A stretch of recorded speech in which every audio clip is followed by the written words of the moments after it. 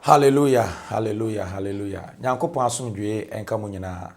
Ene anopai ye de Yesu Kristo asomdwe ebre mu nyina.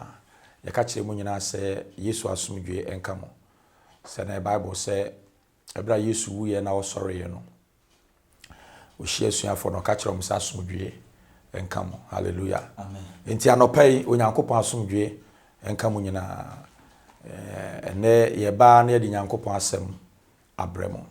baby awoti ye ne baby awhwe ye bia no ebepese obeyi wasom na watie asem a onyankopon ewo edima wo awiye mrei wose ye nyina ye ben nyankopon asem awiye mrei awose ye ben nyankopon asem a kristofo moma yinsisi ye ho ye pa ema nyankopon asem enti ena no pai mepese ye bema Mr. Mpoma akenkan nyankopon asem no amaye ni nyina ye kokobwa ye bo nyamemma ewo awiye mremu nyankopon nhira ye mompaye odofo ye mompaye yada wase nyankopon ti asefo yada wase wosoro ni asasira nhira nka wodi enanopai ewo Yesu dimo awade bra wasam ba manye oje mo okra bia ewo Jesus Christ dimo ye nam nyankopon asam so pai oje no fa hodie ema nyame ba bia na obi bia wo hwe ye ewo Jesus Christ dimo awade yada wase wadumti amen amen kwasi yanko hanya mesem wo 2 Timothy enne no pai nyankopon asam a yade ma no aye Paul enwoma wo tworo ade ma Timothy etimiensa enyimu ba akokosi enum no atifi tworo ye amani hunu bre hallelujah amani hunu ebre e kire se ebre bi wo ho aye de ayamani hunu bre hallelujah ebre bi wo ho ayamani hunu bre na marihunu bra no ebi ne yawo mu sesi yi hallelujah eti Paul ka kire Timothy say amani hunu bra wo ho na amani hunu bra mu no dia wase ye ka amen enti amani hunu bra yanko nchemba ko osina hunu ye se osi min kan kire wo say 1 Peter chapter 3 verse number 1 osina hunu ye se hunu we se na di e kire no emre mu odin beden hallelujah emre mu odin beden osi hunu eto Kristo ni bia you must know say ebra mu odin beden ebeba enti ebra ye wo mu aye bra mu odin ebra ye wo mu aye bra emu odin e wosenka ye hu dadaada enti Paul say Timothy hunu say emra ye wo mu aye mra mu odin na kai say mra mu odin so beden ebeba hallelujah to Kristo ni bia wo so hu say mra mu odin beden ebeba eri say mra mu odin ba de na wo so ye awo so siesie wo efi say mra mu odin beden ebeba. You see, now I can see some programming coronavirus I expose you nipa bebre. Adentia if you say ya anwi se mre mu odin be den ababa obu ho a wonya sika no wadi ni nyina. Okay. Ena mre mu odin aden aba wonya ye obeku ne ho. If you say ni obedi akura den ayede. Paul di ka kire ya se mre mu odin be den ababa eti udidi a waso ye den ujabi. Hallelujah. Wase hunu se emre mu odin be den ababa eti yanko. Wase she hunu we se ena di e kire mu no emre mu odin beba efise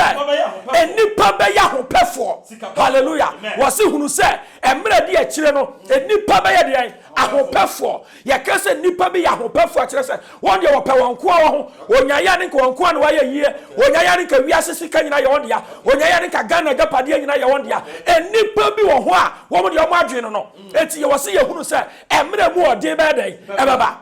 minu ya wo hwa me anopai awade se me kan kire se mre mu ode be dey ebeba ente waso ya ahosiesie awaso Kristo ni bia siesie no ho awaso Kristo ni bia sua nyame asem awaso Kristo ni bia bompaye awaso Kristo ni bia ben Bible na sa wo ben Bible wo sua Bible wo ti Bible asia wo be hunu se ebra ye wo mi aye bra mu ode hallelujah eti Paul se hunu we se ebra di e kire no emre mu ode be dey ebeba emre mu ode emre mu odin ebra wo ye adwuma bi enye yie ebra wo ntumi kwa adwuma ebra lockdown wo ho ebra nipa ewu ebra yare atu atese wo wiase eye emre mu odin za bre mu de na yo se ye e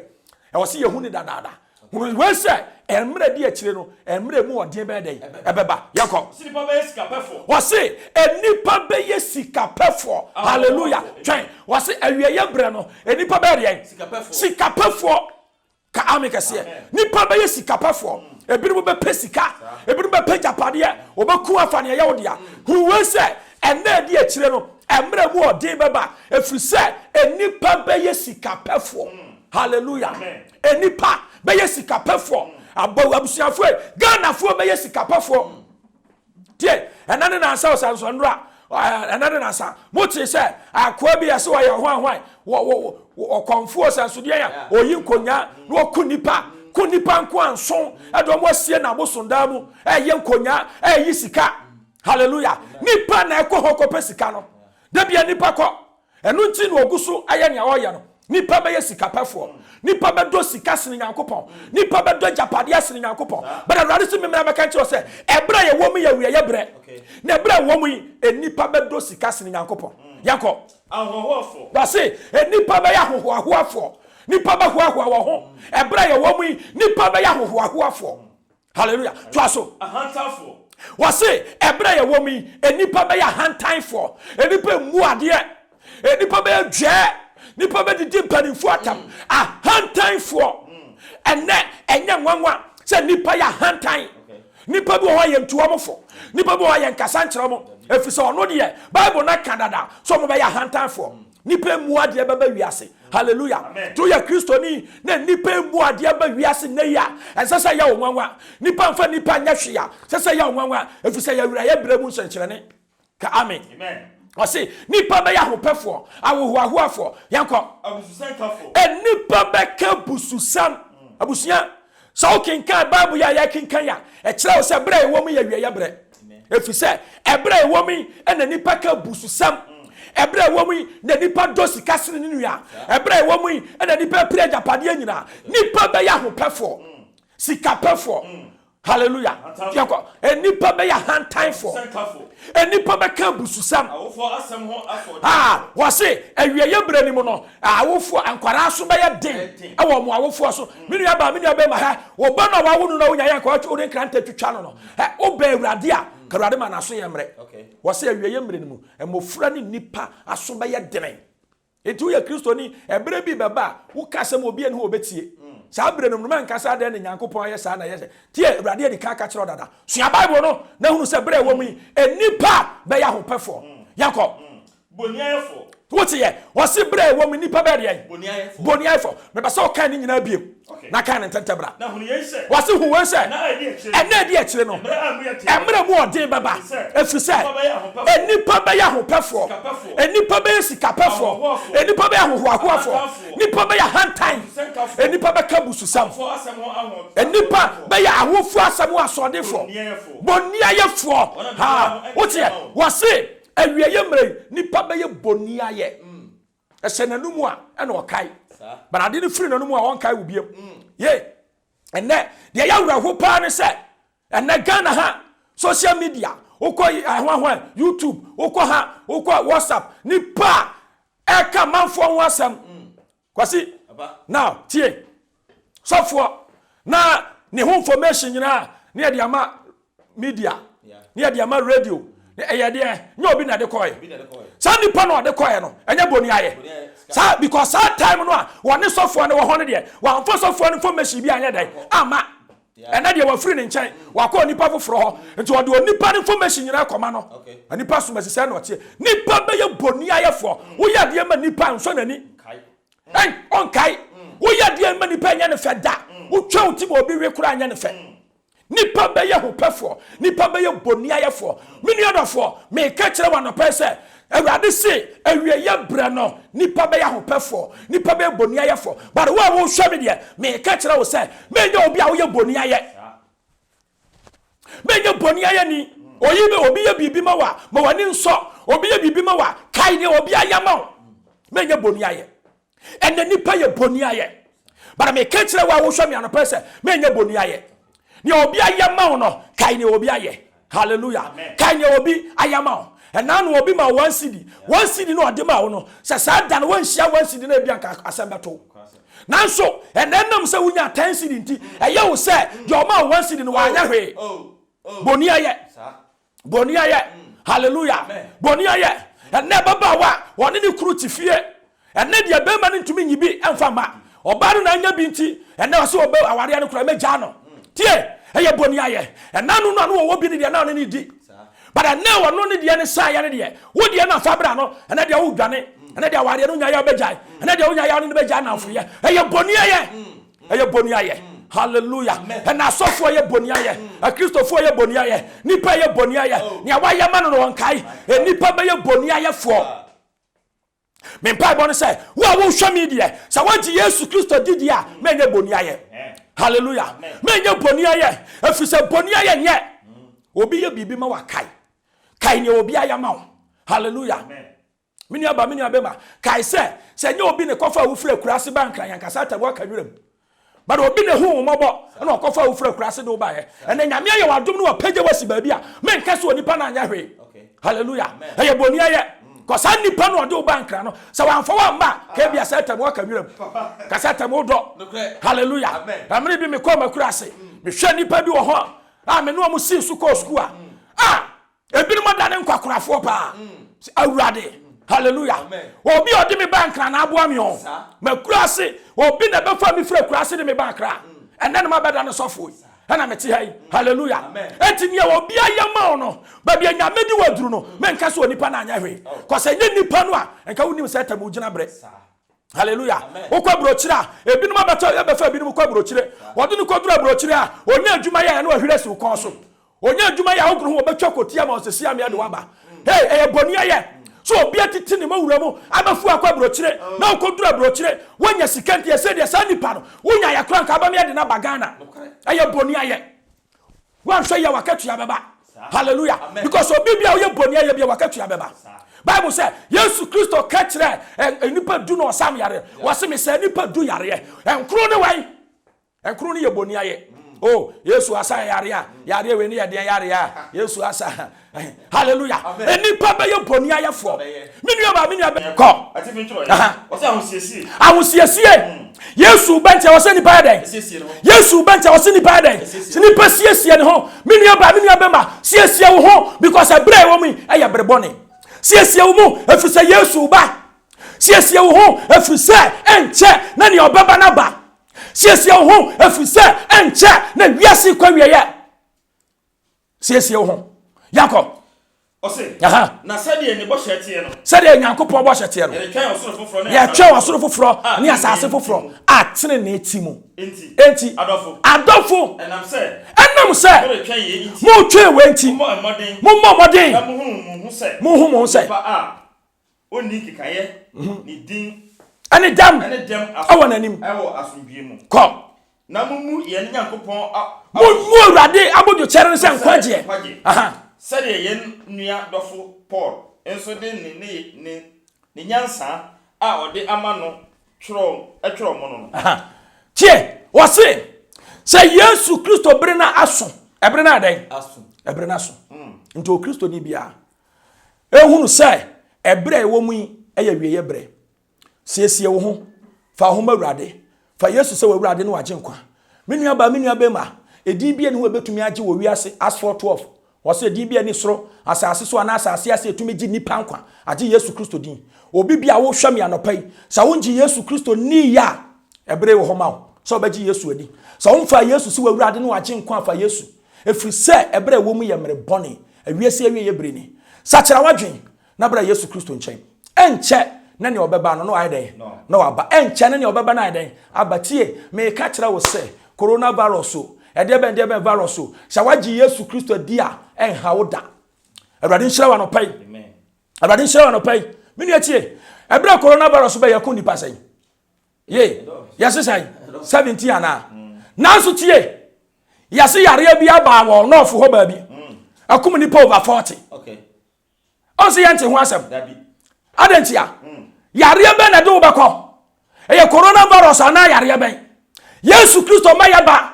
sachira wadwen eno ochino da wo be hia yi wo bia no okọ Yesu nchen sachira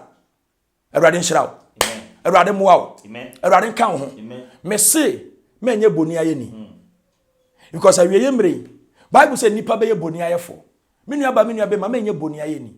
ne Awurade aye no ma wani nso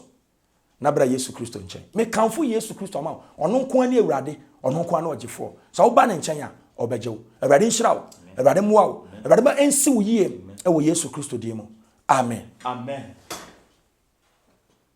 wa ye ha obi ye bibi mo appreciate danase kaseminu ya wa yade wa mwa me nanka me ni me fefo ko hallelujah ase enipa be boni ayefo yanko wona bibiara ho anti ase enipa be wiase a bibia ho ntema wo mo wona woni do wo bo ase ewieye brei nipa be wiase o mo nyaden o mo ni do mini oba sa wo do a nka wo be wa ye nka wo nye boni aye sa sa wo do nka wo nye boni aye sa enam sa wo ni donti o donti wo mo wo se nipa be wiase o mo ni do o mo ni do o ku kura won fa ho hallelujah o ku kura won fa ho ene nipa ku nipa kura won nwene ho cause o nipa ni do kan nipa ho asam ya wo do ti wo mu a o do ho wo mu a nka ba kan nipa ho asam sa nipa be wiase o mo ni do woni do yakọ apamsefo wasi nipa be ya apamsefo nipa be ye nsekubofo wote ye wasi nipa be dey nsekubofo eti so ye kristoni na manfo ahyase so mu di nsekuo wote asodam na nipa di nsekuo wa asodam ha e wose hunu sa ye wieye bre ko bible say wieye bre mu no nipa be ye nsekubofo wote asodam na odi nsekuo na okani nua ho asam oka obi mpabo ho asam oka obi aware ho asam wa ware a wote ase yi nye eso do obi adi ware akotena radio so wo do obi aware akotena TV so wo ka obi aware asam wo de etesen hallelujah ensekuo enipa bedi nsekuo because ya wieye bre emu niama ensekubofo yakob wana won sha wana kono so wase hey ebre ye wo mu hi ebre bi baba enipa sha ma kono so enipa ne moa beda hallelujah enipa da sane ne aboa beda nipa da sane ne prako beda nipa da sane ne wotwe beda nipa da sane ne kokran beda nipa da sane ne akokọ beda awie yemre wo mu sha ma kono so otumi ntena ho one day kura hallelujah oba mu a ontumi ntena ho 2 days abrantie mu a ontumi ntena ho 1 week untumi nhyɛ wakono so efisa onye kristo ni untumi nhyɛ wakono so efisa kristo honhom ti mu se kristo honhom ti mu a obetumi ahyɛ wakono so hallelujah wasi nipa be ye nipa mo nhyɛ wakono so yakɔ wona wo ya awrenfo wo mo ya adwerɛfo wo mo ni adene nipa mo mpɛ papa nipa mpɛ papa awieye mrai nipa bi wo ho a wo mo mpɛ papa wo mo mpɛ papa nipa be ye awrenfo nipa be patapa be ye nipa de hallelujah nipa mo omo nhyɛ wo makono so omo ya dwiranfo yakɔ afetwafo anedefo nipa be ye nedefo wona wo honan nipa be ye nipa wo ahonan ahomaso wase awieye mrei nipa be ye ahomaso waja se ende uko social media preaching bi ani ho obi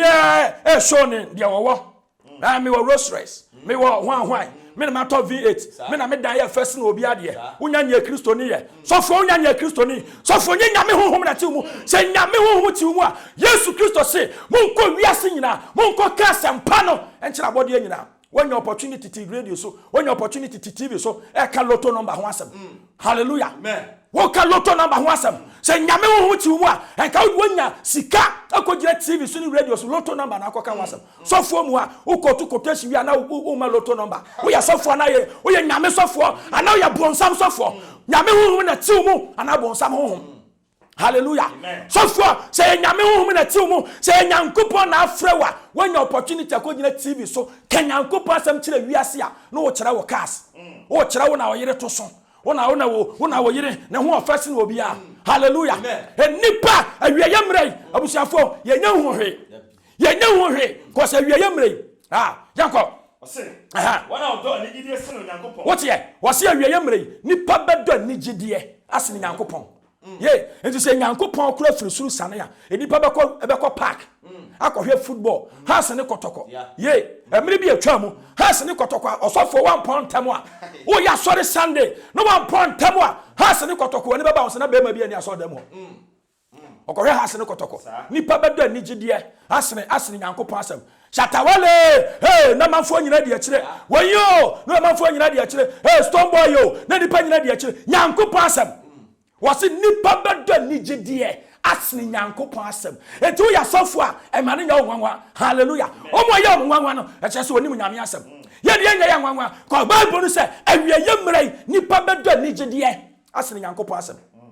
hallelujah praise the Lord everybody shout yakọ okare wona nim kire nyame so wakare wo manim kire nyame so pa nanso emu ahode ne de wo pa sankrofo yi wo ye kristo ni a obi bia odo anigide esini nyankopon da no mfiri ne ho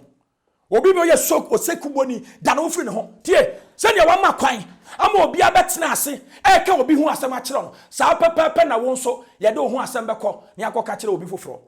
wo tie amane nya ya efisa wo de wo pa manfo nsem tie na se ne wo tie amanfo nsem sa nso ne de hu nsem beko hallelujah awurade nshirawo enipa be ye hu pefo enipa be ye sika ni bre enipa be ye nsekubofo enipa be ye hohoahoa ahantanfo boni ayefo wiase awie ye brede besini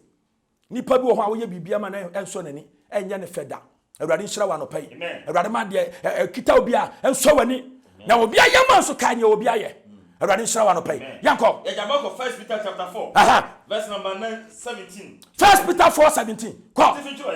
Osi atemu a ye hunu atemu ye hunu fiti ase na ebre no aduru se atemu be firi ase nyankopon fie mi ye tie twen wote ye osi atemu be firi ebe ase firi park so ebe ase firi president o ebe ase firi nyankopon fie wo hefa nyankopon fie en atemu be ase afiri ebre na duru so atemu be ase afiri nyankopon fie tu ye kristoni na boni bi si wasori dem ma ne nya onwanwa ebi se atemu be ase afiri nyankopon fie yanko osi na ebre na duru se atemu be ase nyankopon fie se atemu firi yaso kanea hallelujah praise the Lord what ye osi ebre na wi aduru se atemu ebe firi ase nyankopon fie na se atemu firi ase nyankopon fie a wo mo antie nyankopon asem wo mbu nyankopon wo mfa nyame nya hwe no ebe wie wo san minu ya kristoni menka bi da se wo mo nkwa sore ne krom ye chen wo mo kwa sore enye nokure emane ma wadwene mu da hallelujah osi ebre na duru se atemu be se ase wo nyankopon fie na se efiri ya nso kanea wo wantie nyankopon asem no wo se ebe wie wo mo sai minu aba abraba wo ebe wie wo sai minu aba ma abraba wo ebe wie wo sai medofo abraba wo boy ebe wie wo sai enseku ya wudi ebe wie wo sai adwaman ya wo boy ebe wie wo sai krono ya wo boy ebe wie wo sai adutuo ya wo tui ebe wie wo sai minu ya ebe wie wo sai Sachira wadwen esa mre ya wo mu aya mre bone mi bi saw se be wie wo sai wona mabonten a wo ka manfo ho nsam ebe wie wo sai wo mu obi a wo wiase ebe wie wo sai wo fa pani nya hwi ebe wie wo sai ensa wo no mi ebe wie wo sai krono a wo boy ebe wie wo sai abrabo boni ebe wie wo sai hallelujah praise the Lord wo say na satemu onu firi ase nyankopon fie a wo mo antie nyankopon asem ene wo mo mbu nyankopon wo mo feri nyankopon no ebe wie mo sai yakọ osina se ye mase na se ayedin se wo beji oni patrene ne a ehe na de on firi onyankopon wo feri nyankopon wo begina hallelujah o se ebra so satemu firi ase nyankopon fie na se firi ya so kanea wo wantie nyankopon asem na ebe wie mo sai eno se na se ayedin so obeji oni patrene a efa eno oni pa wo feri nyankopon woni wadi boniani wo begina se ayedin ma nyankopon so obeji a kristofo wa asori da mu a wo a wuti bia ba ebe wie wo sai hallelujah wo a wuti mpoano ebe wie wo sai efa manfo yerenom fa ma wo mpo epo ho hallelujah fa ma wo po ho ebe wie wo sai sayedin se nyankopon beji ade bonefo beji nipa wasori da mu dia ene wo a wote abonte ebe wie wo sai hallelujah o se na sayedin mo nyankopon so beji atenenefo na ade bonefo wasori da mu dia ene mo a mo mferi nyankopon na wo feri nyankopon ka braba wo bebo wo feri nyankopon ka dwaman wo bebo wo feri nyankopon ka krono bebo o se nsekubofo ahantanfo omo bibia ho ntema omo omo ado anigide esene nyankopon na wo feri nyankopon ka bedo anigide esene nyankopon o se sayedin se nyankopon beji nipa etisa wo mom ya de bonefo ene mom feri nyankopon no ehi no mbegina asi faso entinso wo hunu amane se de onyankopon wo mo ehunu amane emfa won kra se de nyankopon pe no fa wo kra se nyankopon sa se obo ade no kwafo e wo papa yam hallelujah won wa do ho amba wurade no fa okra hye Yesu nsawate Yesu Kristo pe ana wo se wo do okra hye ne nsa menua Bible so osoro ne asase betwam Nyankopon asam de entwam da de wiase ye nyina betwam enipa nyina betwam bare onyame asam te se ne yete hallelujah amen hallelujah enne no pai me ka kire wo se fa okra hye Nyankopon sa fa honhom hye Nyankopon sa ji Yesu Kristo di awiye bremu ne yawe sua nyame asam masam ne tira wo mu ma nyame honhom tira wo mu na se nyame honhom tira wo mu a oje be ye odia fa ho de be ye odia first ni anko 2 Peter chapter 3 2 Peter chapter 3 number 11 ede ko 13 ko ati finchro o se ahosiesie Yesu bente wo se ni pa den Yesu bente wo se ni pa den se ni pa siesie ne ho menua ba ma siesie wo ho because abre wo mu e ya brebone siesie wo mu efisa Yesu ba siesie wo ho efisa enche na ne obeba na ba siesie wo ho efisa enche na wiase kwa wiye siesie wo ho Jacob Ose na sade ni bo hyetie no sade Nyankopon bo hyetie no ye twa osoro foforo ye twa osoro foforo ne asase foforo atene na etimu enti adofo enam se mo twa we enti mo modern mo hu se oni kikaye ni din ani dam awo nanim awo asundue mu ko na mumu ye Nyankopon mo Awurade abojo chere ne se nkwaje sade ye nua dofo Paul enso de ne nyansa a ode amano tworo mo no tie wo se Yesu Kristo bere na aso ebre na adan ebre na aso nto Kristo ni bia ehunu se ebre wo mu eye wieye bre siesie wo ho fa ho Awurade fa Yesu se wo Awurade no wagye nkwa menua ba ma edi bia ne wo betumi agye wo wiase as for 12 wose di bia ni soro asase so ana asase ase etumi gi nipa nkwa agye Yesu Kristo din obi bia wo hwam ya nopai sa wonji Yesu Kristo ni ya ebre wo homa so bagye Yesu adi sa wonfa Yesu si wo Awurade no wagye nkwa fa Yesu efri se ebre wo mu ye mere bone awiase awie ye bre ni sa kyera wadwen na bra Yesu Kristo nchen enche na ne obeba no ayden no waba enche na ne obeba na ayden abatie me ka kyera wo se coronavirus ede ben virus sha wagye Yesu Kristo dia enhawoda Awurade nhyira wa no pai amen Awurade nhyira wa no pai menu atie ebra coronavirus ba yakuni pasai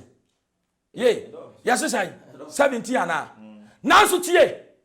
yase yare bia ba wo no fo ho ba bi akum ni pa over 40 okay onse yente ho asem adentia yare be na de wo bakọ eye coronavirus ana yare be Yesu Kristo ma yaba sa kyera wadwen eno ochino da wo be hia yi wo bia no okọ Yesu nchen sa kyera Awurade nhyira wo Awurade moa wo Awurade nka wo ho me se menye boni aye ni because awie yemre Bible say nipa be ye boni ayefo menua be ma menye boni aye ni Awurade aye no ma wani nso na bra Yesu Kristo nchen me kanfo Yesu Kristo ma ono nko ani Awurade ono nko ani ogefo so wo ba ne nchen a obegye wo Awurade nhyira wo Awurade moa wo Awurade ba ensi wo yie e wo Yesu Kristo di mu amen Spirit lead me where my trust is without